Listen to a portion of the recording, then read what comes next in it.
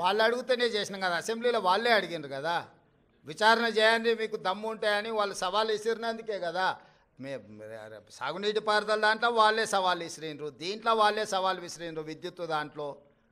ఇప్పుడు కూడా మిగతా దాంట్లో కూడా నన్ను పోలీస్ స్టేషన్లో పెట్టమని ఆయన్నే అడుగుతున్నాడు. సో ప్రతిపక్షానికి ఇవ్వాల్సిన గౌరవం మేము ఇవ్వాలి కదా, అడిగినప్పుడు చేయకపోతే బాగుండదు కదా.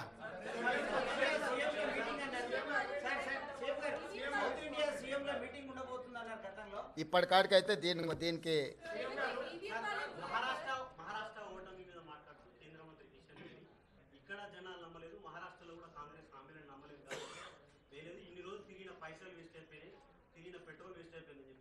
కిషన్ రెడ్డి గారికి ఒక విషయం స్పష్టంగా మీరు చెప్పండి, మీ ద్వారా నేను కూడా చెప్తాను. ఈ దేశంలో 2 లోక్సభ ఎలక్షన్స్ జరిగినాయి.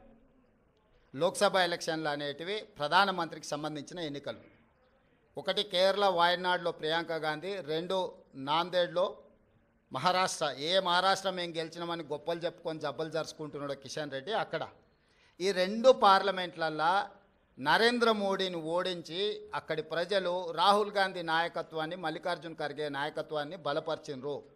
మహారాష్ట్రలో రాష్ట్ర ప్రభుత్వానికి సంబంధించిన ఓటు మహాయుతికి వేసిండ్రు, కేంద్ర ప్రభుత్వానికి సంబంధించిన ఓటు రాహుల్ గాంధీకి వేసారు. అన్ని అసెంబ్లీలు ఓడిపోయినా నాందేడ్ పార్లమెంట్లో రవీంద్ర చౌహాన్ కాంగ్రెస్ పార్టీ గెలిచింది. దీన్ని బట్టి నరేంద్ర మోడీ నాయకత్వాన్ని, ఆ మంత్రివర్గంలో పనిచేస్తున్న కిషన్ రెడ్డిని చీదరించుకున్నారు, చీకొట్టిరు మహారాష్ట్ర ప్రజలు. కేరళలో రాహుల్ గాంధీ గారికి వచ్చిన మెజారిటీ కంటే ప్రియాంక గాంధీ గారికి ఎక్కువ మెజారిటీ వచ్చింది. ఓటింగ్ పర్సంటేజ్ రాహుల్ గాంధీ గారు పోటీ చేసినప్పుడు 75%, ప్రియాంక గాంధీ గారు పోటీ చేసినప్పుడు 65%. రాహుల్ గాంధీ గారికి 3,64,000 మెజారిటీ వస్తే ప్రియాంక గాంధీ గారికి 4,10,000 మెజారిటీ వచ్చింది. అంటే మోడీ నాయకత్వాన్ని కేరళ తిరస్కరించడమే కాకుండా మహారాష్ట్రలో అద్భుతమైన విజయం సాధించినని గొప్పలు చెప్పుకుంటున్న బీజేపీని పార్లమెంటులో, నాందేడ్ పార్లమెంట్లో ఎక్కడైతే ఉత్తమ్ కుమార్ రెడ్డి గారు ఇన్ఛార్జిగా వ్యవహరించారో ఆ సీటు కాంగ్రెస్ పార్టీ గెలిచింది. ఈ మాత్రం ఇంగిత జ్ఞానం కూడా బీజేపీ నాయకులకు, ముఖ్యంగా కిషన్ రెడ్డి గారికి లేకపోవడం, అలాంటి ఇంగిత జ్ఞానం లేని వ్యక్తిని కేంద్ర మంత్రిగా చేయడం అనేది మన దురదృష్టం. కాబట్టి కేంద్రము రాష్ట్రము 2 వేరు. రాష్ట్రానికి సంబంధించిన తీర్పు ప్రజలు ఒక రకంగా ఇచ్చారు, కేంద్రానికి సంబంధించిన తీర్పు ఇంకొక రకంగా ఇచ్చారు. కర్ణాటకలో 3 అసెంబ్లీ ఎన్నికలు జరిగితే 3 బీజేపీ అత్తా లేదు పత్తా లేదు కాంగ్రెస్ పార్టీ గెలిచింది. వెస్ట్ బెంగాల్లో 6 అసెంబ్లీలు జరిగితే ఒక్క సీట్లో కూడా నాకు తెలిసినంత వరకు బీజేపీకి డిపాజిట్ కూడా రాలేదు, ప్రతిపక్ష పార్టీలు గెలిచినాయి. ఈ రకంగా దేశంలో ఏ కొనను చూసినా మోడీ నాయకత్వాన్ని తిరస్కరించిన విషయాన్ని కప్పిపుచ్చుకోవడానికి మహారాష్ట్రలో మీ ప్రభుత్వం ఉంది, మీ ప్రభుత్వం ఏర్పడ్డది. జార్ఖండ్లో మా ప్రభుత్వం ఉంది, మా ప్రభుత్వం ఏర్పడ్డది.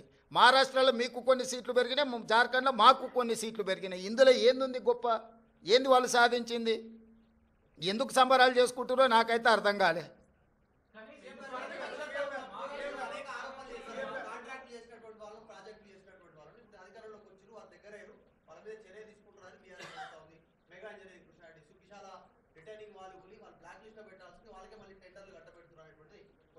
అవును, అంతకుముందు వాళ్ళు TV9 ABN నిషేధించారు, నీకు గుర్తుందా? తెలంగాణ వచ్చిన వెంబడే.